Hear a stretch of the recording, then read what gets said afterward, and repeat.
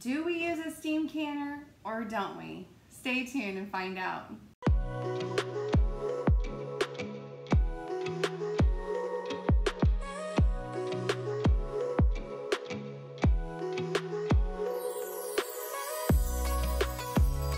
Hey everyone, welcome back to Sweet Bailey Acres. Today we're going to continue on our journey as we continue with our series of canning. So today I want to introduce you to the steam canner, and oh my goodness y'all, if you have talked with some canners about steam canning, there is a very much divided line between canners of yes, use it, and no, don't use it. And in the past it's always been because it's not been approved as a safe way of canning, according to the National Center for Home Preserving. Well, on August 24th of 2020, which is when I saw that they last updated their website, the National Center for Home Preserving has on their website that it is safe now to use in the home setting. And it is safe as long as you follow certain parameters, certain guidelines. So I know some people's ears are burning. It's okay. There's states that have done research and other states that had approved this to be safely used in their state from their extensions office, that they said it was safe to use before the National Center for Home Preserving agreed that it was safe to use in the home. So the University of Wisconsin-Madison had done research. There's also been research and peer reviews done before the National Center for Home Preserving agreed that it was safe to use in the home. So there was lots of testing, lots of peer reviewing and research done before they said, yes, this is a safe technique. All right, so that being said, some other things I want to go over today are how it's similar to water bath canning. I also want to go over the parts of it. I want to go over what those requirements are that the National Center for Home Preserving is recommending that we do to keep it safe. And then I also want to, I did a voiceover video for making salsa, and I want to put that on here too so you can see the step-by-steps of how to use it. And then hopefully towards the end give you my opinion on whether or not I like it. So let's look at our steam canner. This one is called the Fruit Saver. And when it comes to you, it comes into you in a box like this. Here's the box that it comes in. I just ordered this one off Amazon. And it has a base where you add your water. It has the rack, just like you do on your other canners, to keep your jars from sitting on the bottom of the canner. It has a dome lid because the steam all collects inside of here. And then it has your temperature indicator. And your temperature indicator is based off of your level of elevation, so your level of feet of elevation. The first category is 0 to 3,000, the second category is 3,000 to 6,000, and the last one is 6,000 to 9,000 feet of elevation. So you need to find where you fall within those levels of elevation, and that's the one you want to look at. And so mine is 0 to 3,000, so I start in the blue zone and I work my way over to the green zone. When I get in the green zone, that tells me that I'm reaching that 212 degrees that is required for the steam canner to be a safe method of use. So this Fruit Saver brand, they have a manual, and in the manual it recommends that you test the temperature indicator to make sure that it's working properly. And how it has you test that is it has you take your jars and you fill them with hot water. You put 2.5 quarts of water in the bottom. You put the dome lid on top. You do not put any lids on your jars. You just leave them open. And you turn the temperature on your stove. And you watch this indicator. And when it gets over to the green section, which means that you're in the zone, you're in the hot zone, you're gonna watch it until it stops moving, because the green zone might be this big and the levels of elevation are for my section is 0 to 3,000. So for someone who's maybe 1,000 feet above sea level, it may be at the beginning of the green zone where the indicator stops. But for someone who's at, say, 2,500 or 3,000, it might be further to the end of the green zone. And you want to make sure you see where that indicator line stops, because that's where you want to mark for your area, for your level of elevation of exactly where that 212 degrees is. So once that indicator moves across and it goes over to the green zone, watch it closely. Then you watch it till it stops moving, and you make sure that it stopped moving. You sit and watch it for a while. And just take a permanent marker, is what it recommends, and you write on the edge a little line of exactly where that mark was. That way, from then on, when you're processing, you know, don't just start your time once it hits the green zone. You need to wait until it hits the line where you marked it during your testing. Okay, hopefully that all made sense. If you need to rewind, rewind. Hopefully I made that clear. So that's your test. If this begins to boil and it's boiling too vigorously and it starts to really kind of bubble up and bounce around, you need to turn your water down or your heat down. And the reason being is because it will make this run dry of water within 20 minutes. The only place you want steam coming out of is the steam hole. Okay, so use the steam hole. You need to find where that balance is of maintaining your indicator where it's supposed to be, as well as keeping the lid from bouncing around. Okay, because you don't want this to run dry. If this runs dry, you're going to have to do it all over again. You're going to have to process your stuff all over again. And nobody wants to reprocess, one, because of the extra time that it requires, but also because you have to use all new lids. And you just don't want to go through that. You do not want to go through that. This is not meant to reuse to replace the pressure canner. This is not for the higher pH items. This is for the same type of items that you would use in your water bath canner. So what are those standards that we need to use when we're using the steam canner? You want to make sure that you use a research tested recipe. That is a requirement from the Center for Home Preserving. So the parameters that I'm going over right now are all based on what they say you do, not necessarily what I say you do or what you choose to do for yourself, but what they say you do. So you want to choose a tested recipe that has shown that it's going to be safe, a safe tested recipe. You want to make sure you follow those same times. So whatever you would process your water bath canner item in, you would process for the same amount of time in the steam canner. The other things, you don't have to sterilize the jars as long as it is over 10 minutes of processing. You need it to make sure that you're getting your jars hot first, that you're using hot liquid in the jars, but you can raw or hot pack the jars before you put them in. However, even if you raw pack or cold pack, you have to make sure that you still use the hot water and the jars are hot before you use it. The temperature inside of here needs to be 212 degrees. So like this one has a temperature indicator on the top of it, and when you reach that indicator based on your elevation, that's when you know you've reached that 212 degrees. So you need to make sure that your canner hits that 212 degrees. Once it hits that 212 degrees, then you can begin your processing after you've let it vent. When you're letting it vent before you start your time, the steam coming out of the steam vent hole, the little hole here, should be a good 6 to 8 inches in steam that you can see coming out of this. One of the main differences between this and the water bath canner is you can only process items in here that require processing of 40 minutes, 45 minutes or less. Water bath canning, it requires a lot of water because you need to fill them a good 1 to 2 inches above your jars with water, that big pot.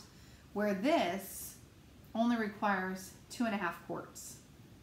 So significantly difference in water, which can make a difference for someone, because if you're wanting to do it on a stovetop, and maybe your stovetop, you're not supposed to have that much weight on your stovetop, especially if you're using a portable stovetop, this might be the better alternative for you, just because you can handle the weight that's being used, where the water bath canner may be too much for you.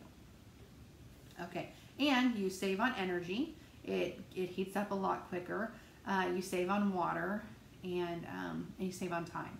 So all around, this could be a better option for someone depending on what your circumstances are. So what I would like to do now is go ahead and put the video on here, the voiceover that I did for the salsa that I canned, and then I'd like to come back on and kind of give you my opinion of, do I like or do I not like the steam canner? Let's begin our salsa making. As always, make sure you begin with nice, clean jars, lids, and rims. The recipe I'm using today is from the Ball Complete Book of Home Preserving, and it is called the Fresh Vegetable Salsa.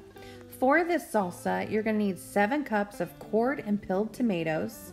You're going to need 2 cups of onions, 1 cup of green bell peppers chopped, 8 jalapenos seeded, 3 cloves of garlic, 1 can of tomato paste of 5.5 ounces, 3/4 cup of white vinegar, a 1/2 cup of chopped fresh cilantro, and a 1/2 teaspoon of ground cumin. Now, when I did my recipe, I actually did 4 times the amount of what the recipe called for. And I also, instead of just chopping my vegetables, I puree everything because we like a smooth salsa instead of a chunky salsa. So I pureed everything. We prepared all of our ingredients the day before by chopping them up and having them ready in containers for me to do the next day. First, I added to a blender the green bell peppers and a little bit of my tomatoes that I had already pureed. When I used tomatoes, I used Roma tomatoes, beefsteak tomatoes, as well as cherry tomatoes in our tomato mixture. For the most part, I add each ingredient individually into the blender, or you can use a food processor, and I add the tomatoes as needed to help continue to help it blend. Then what I do is, after I've blended each ingredient, I put them all into a bowl or a pot to start heating them up. The first one is green peppers. Next, you will need to add in the 2 cups of chopped onions to the blender, as well as with some tomatoes into the mixture to help with blending. It really doesn't matter what kind of onions you use. I actually used a mixture of yellow, white, and purple because that's what I had and that's what I grew in the garden, and so I just thought it would be great in our salsa.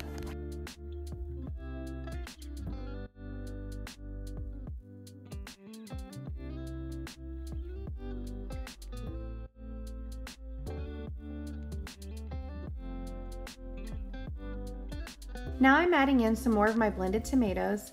I'm adding in all of my fresh cilantro, as well as my cloves of garlic that I have removed the outside layer and kind of smushed before I place into the blender.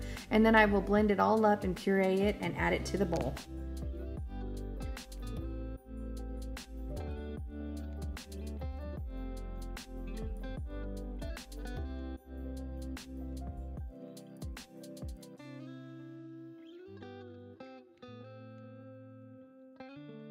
Silly me for thinking it was all going to fit in my Dutch oven. Nope, I had to get out the roaster to cook this salsa in because it was a lot of salsa. Making 4 times the amount of what the recipe called for ended up filling up most of the roaster.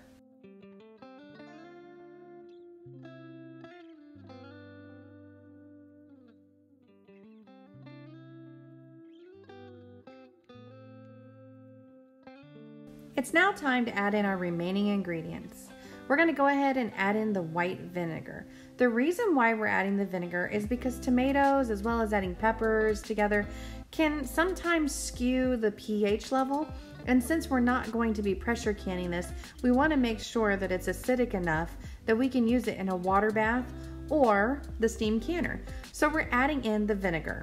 And you want to also add in your ground cumin at this time, as well as your can of tomato paste. I also add in a teaspoon of salt. Now this is optional, as this was not a part of the original recipe, but I like to add in a little bit of salt just to help bring out the extra flavors and just to make it taste extra yummy. The other tip is you can always add less jalapenos, as I actually made 4 times the amount and used only 8 jalapenos to make this a very, very mild salsa.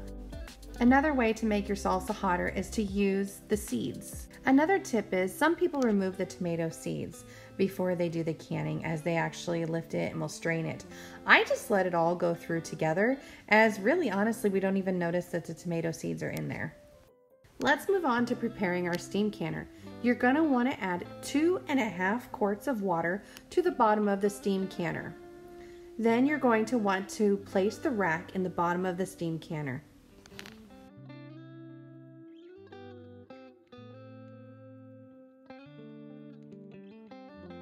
The next step is very important. You want to make sure that you begin with hot jars as well as hot liquid. So go ahead and put your lids in the hot water and prepare your rings, and we're going to go ahead and fill our jars, our hot jars, with the hot liquid mixture from the salsa. Also make sure you have ready your canning funnel, your magnetic wand, your canning tongs, your debubbler and headspace tool, as well as your clean wet rag or paper towel. Fill your jars, leaving 1/2 inch of headspace. Don't forget to make sure you remove the bubbles, and always double check your headspace because you don't want to leave too little or too much. 1/2 is just right. Then wipe your rims off with a clean paper towel and or wash rag. Add your lids, add your rings, and place them on the rack in your canner.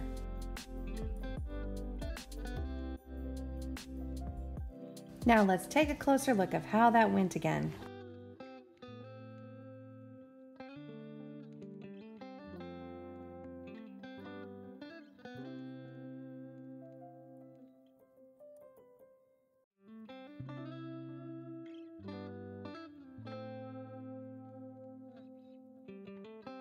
Time to place on the final lid and final ring and place that final jar into the canner. Once you've placed the jar into the canner, you're then going to put the lid over the top of your jars. You may have to readjust your jars just to make sure that the lid and everything fits on appropriately. As you can see, I had to dance around with it for a little bit just because I really wanted it to be even around all the edges. But then once you get your lid in place, you should be good to go. Turn on your heat.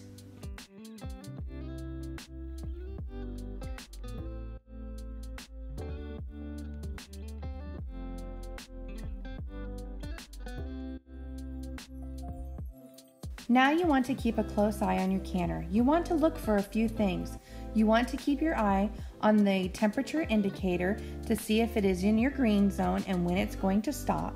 You also want to keep a close eye on your lid, because if it's bobbling around like this one is, the temperature is way too hot and you're going to lose your water too quickly. So turn down that heat so that way your pot does not run dry. You can now see from my temperature indicator, as well as the line that I had marked from the time when I was testing it, that I have reached the area that I need for my level of elevation. So at this time, I can go ahead and begin my processing time for 20 minutes. Our 20 minutes of processing is complete. It's time to turn off our heat, allow our jars to rest for a couple minutes, and then lift off that lid and remove our jars. Oh my goodness, look at all that yummy salsa. Oh, it smelled so good in my house while making this. I hope you all enjoyed this and you make some yummy salsa for your family also. Allow your jars to sit for 12 to 24 hours, allowing them to seal. You should hear them making the tink tink tink noise as they're sealing, and you want to double check, make sure you don't push down on the center, allowing it to drop down on its own to seal in place. Otherwise, it may not be a true seal.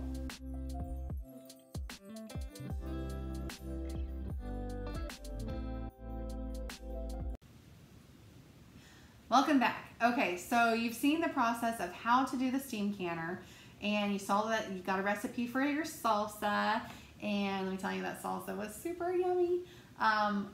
but I want to tell you my opinion of the steam canner. I don't like it. I really had high hopes for it. I actually steamed canned salsa, and I had some that did not seal. I have never, knock on wood, had a jar that did not seal with water bath canning and or pressure canning.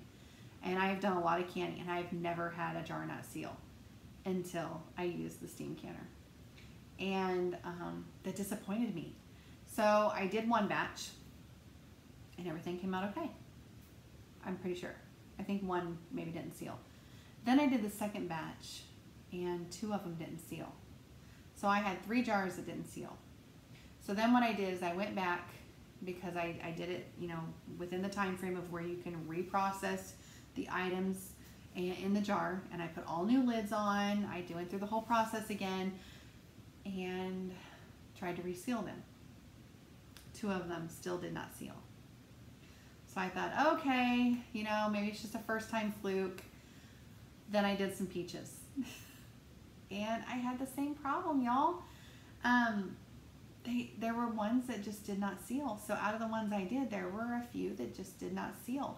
And that was very disappointing for me. And not only because that's my time, but that's also wasted lids. And we ended up with the peaches, we ended up actually just putting them in the fridge and going ahead and eating the ones that didn't seal. But I wanted those for later for my family instead of eating them now. And so it was disappointing for me. I'm not going to keep it. It might be good in a pinch, you know, if I'm maybe needing something lighter or that's all I have. But for me personally, this is not going to be my method of use. It was a huge letdown for me. So I don't know if you guys have had the same problems, or maybe you got some tips for how to make it better for me, but I was not satisfied. Like I said, I was very let down. So try it, make your own decision, decide what you like. It's you know, fun to experiment, and maybe you'll have better success at it than I did. If it had just been my salsa, I probably would have said it was something I did wrong.